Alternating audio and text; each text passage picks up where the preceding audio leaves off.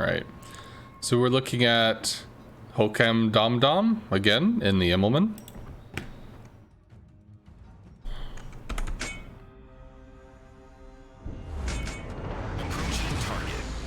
General quarters. I never agree. Okay.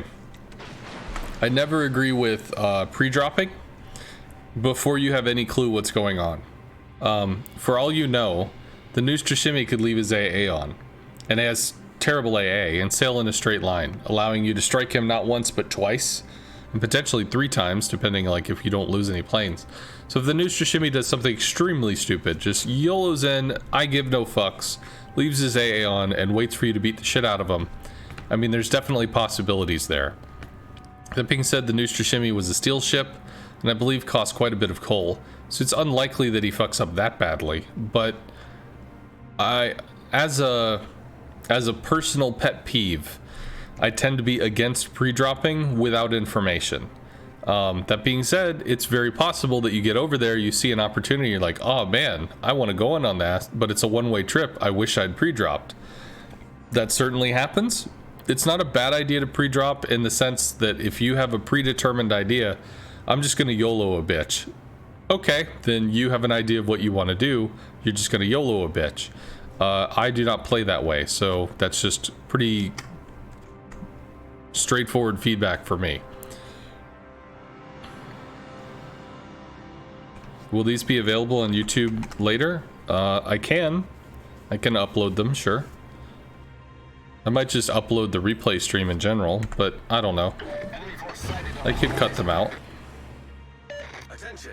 Reporting a target position. Fighter airborne. Okay, so good news is we have a lot of spotting, and the Noostrashimi actually does have his AA on. So you don't have a good shot on that because he's got the island there.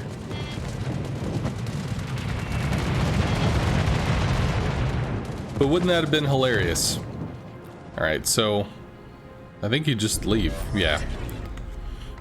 The other reason to not pre-drop, specific to the Immelmann, is that with the Immelmann you can do something called a sieging drop, or at least that's what I term it. You're going to start your attack at around 7.5, 8 kilometers away. Burn in at full speed, push the reticle out as far as possible, and you drop at roughly 4.5 kilometers, which is max range. From 4.5 kilometers, your planes are going to continue to coast in slightly, but you slam on the brakes, hard turn out, and accelerate the fuck away while the bombing animation is doing its thing. That gives you a small immunity window to dip into medium range AA and get right the fuck back out of it, so you potentially lose half to 1 plane per drop, which gives you, with 12 planes, you attack once, you drop 4 bombs, lose a plane. Do it again, drop 4 bombs, lose a plane. You're down to 2 planes, you could drop the other 2 or just recall if you want to. So theoretically, if you had an additional 4, you might have been able to get a second drop off. But that's a specific thing to the Immelmann using long-range sieging strikes, and in order to do those, you need to have boost. So it is definitely worth saving your boost before committing. Okay. Alright, so kind of like I mentioned earlier in the stream, if you keep sitting on one tool, if you keep using the same hammer over and over and over again, you might break it. You keep using the same screwdriver over and over and over again, you might break it. And if you find yourself in a situation where, man, I wish I could get this screw out, it'd be nice if I had a fucking screwdriver, you're stuck trying to invent something. If you're sitting on skip bombs and skip bombs and skip bombs and skip bombs, you're going to burn through your resources. In this case, if you're going after an isolated Missouri, there's no reason not to use torpedoes. Setting fires on the Missouri is nice, but she is a battleship. She is armored. Skip bombs are going to be primarily for cruisers and destroyers. Not that you can't hit a battleship, because they do have good pen. 68 millimeters of pen is pretty good if you hit in the upper sidewall or the deck/superstructure. But you're limiting your window of target as opposed to torpedoes. You hit, it deals damage. And also, the torpedoes are the weaker of the two. If you can use your skip bombers in a sieging situation, you can milk out the resource. You can make it last as long as possible, as opposed to torpedoes, which are always going to be going in, always going to be taking losses. It's a secondary armament. It's not designed to live forever.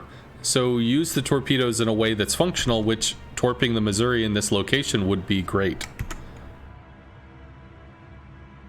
Good show.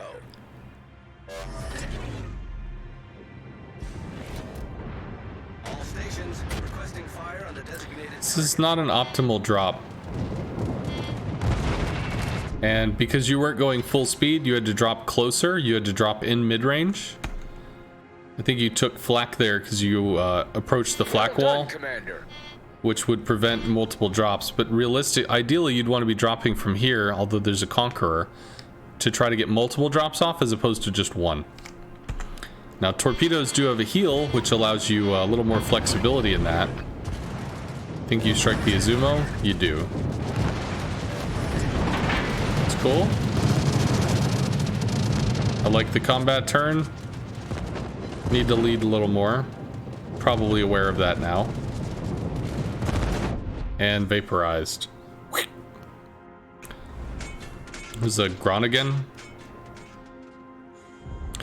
So, getting to the Izumo, you blew through all of this boost, and you hadn't even gotten to a point to attack yet. I realize, you know, ooh, I want the kill. Don't be afraid to manage your boost. You're going fast even if you don't use boost, and then you accelerate up to 242 knots. There's a lot of versatility there. You can speed up, slow down, use cruise control, get across the map, and then you save, you know, 80% of your boost for when you're going for attack runs, and you also have a boost consumable if you need it for the second follow-up attack or potentially the third. You would have gotten here approximately 3 seconds later. I mean, you'd still be dead, so there'd be no change there. But 3 seconds, 4 seconds later, you still have all the time to interact with the target, and you're coming ready with resources to be able to do it correctly. Try to use cruise control. If you don't know what that is, you can look it up on the channel, but it's basically running it up to max speed, then letting it coast and regen, and running it back up to max speed over and over again.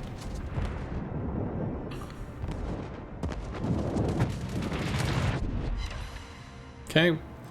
It's not a flat broadside line, but you did get pens there.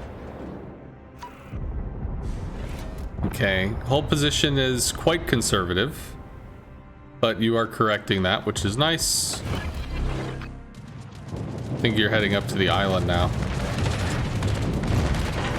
Okay, you lead well.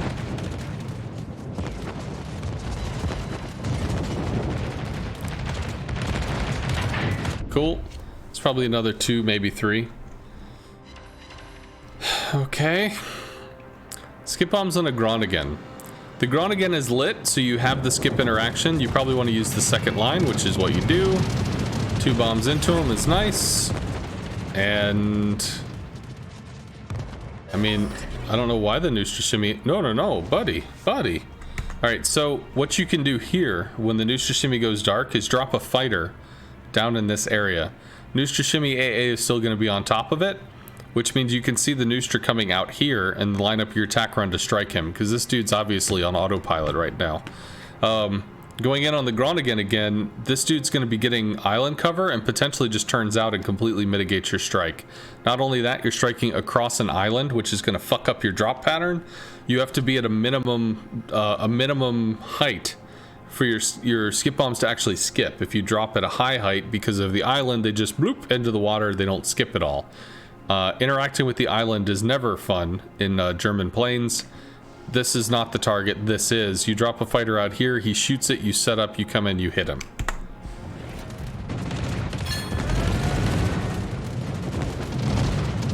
Yeah, it's just, that was not the play. Play was the Nustra.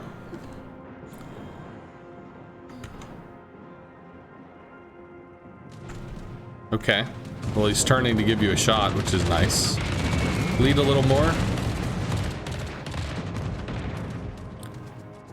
Yugumo is on top of him. He's engaged. Because he's engaged, you can get a better drop. Looks okay. That's 3, actually. Very nice. I think you had enough planes that you... Could you have struck? I think you had 3 or 4 planes. You could have struck the Groningen. He was right here. You could have struck him. There was no reason to recall there. You recalled with 4 planes so that you could come back with 6. I mean, there's just no reason to do that. Attention. Reporting the target position. So, never a good time dropping on the first line because it's extremely inaccurate. But you do get to get your secondaries involved. He is using AP, but he's firing... he's bouncing. Okay. Groningen does not have... Groningen does not have... torps. And the Groningen doesn't seem to know where to shoot. Because he's throwing HE and all it's doing is shattering. So this is incorrect play. The Groningen, realistically, there's a nose. There's a point at the tip of the nose where the Max Immelmann can take damage that he could be spamming. That's right, AP is the better choice here. He doesn't have torps. He might try to ram you. Fighter destroyed. Yeah. So your secondary should strike him. Yeah, at that range. Destroyer sunk. So that's nice. Problem solved, Skip bombs sir. for the Neptune. Skip bombs for the bomb god. That'll hurt. Nice. Got some shatters, but it was a great shot.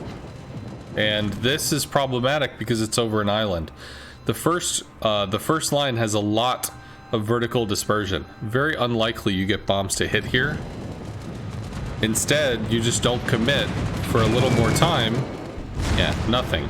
So instead, what you do is you just don't commit there. You just wait a little bit until he clears the island and you strike at this point, which is what you're doing anyway. But Fighter destroyed. okay. You were able to save the lead on that in the last few seconds, which is cool. I think the torps hit the Yamato as well. They do.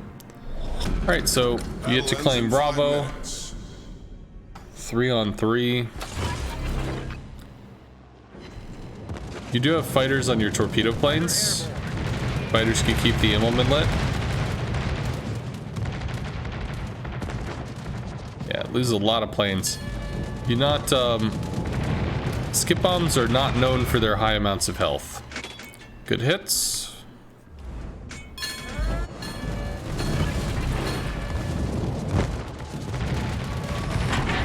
Fighter airborne. Just staying safe at this point. Depends upon you. What? What? Okay. Well, you have 2 caps to 1. 2 minutes. They have to cap B because otherwise you'll overtake. You need to fight her here. If you fight her right here, you continue to have information, and fighters aren't going to be used for anything else. So fighter will let you know where the bad guys are, so that you can plan stuff. I mean, realistically, you win. You're too far away to cap anything. You're just staying alive. But still, fighter would have been the better choice just because it's free information. Much obliged.